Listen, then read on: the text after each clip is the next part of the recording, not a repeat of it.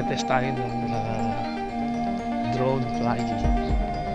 Actually, kumuha na ako ng permit dito, parang hobbyist lang. So, kailangan talaga may permit ka. Bago yung drone mo, iyaan mo sa PCA. Dito pwede tayo palitan. Okay? So, ito green area na. Isa to sa green area.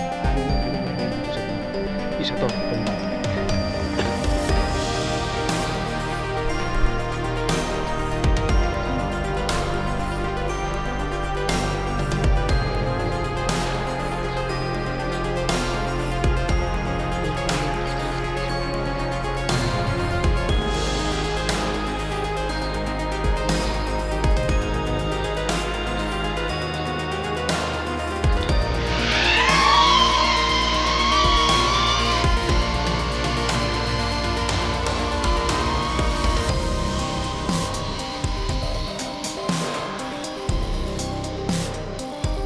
Ganyan lang kababa.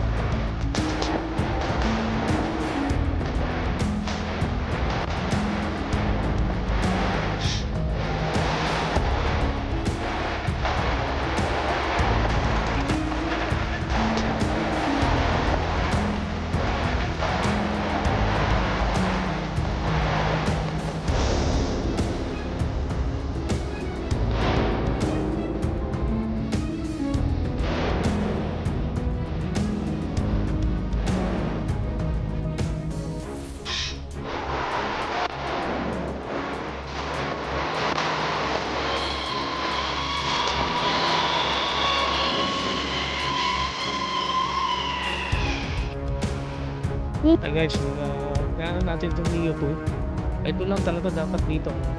Meron kang charger. Kasi yung isang flight mo ng mga 8 minutes, 5 minutes, pagbaba mo, hindi makaka-record ng 5 minutes ulit. So yung 4K setting natin, mabilis yung baterya niya. Kaya dapat talaga meron kang mga extra battery. O kaya, yung combo na bibilihin mo, meron kang charger. At the same time, i-charge mo ulit. So siguro power bank. Ewan ko makapag-charge ng power bank itong mga ganito. Pero yung mahaba yung shoot nyo, prenup, then halimbawa hobby is pwede rin. Pero pag gagamitin mo sa mga prenup, event, dapat talaga mas marami baterya mo.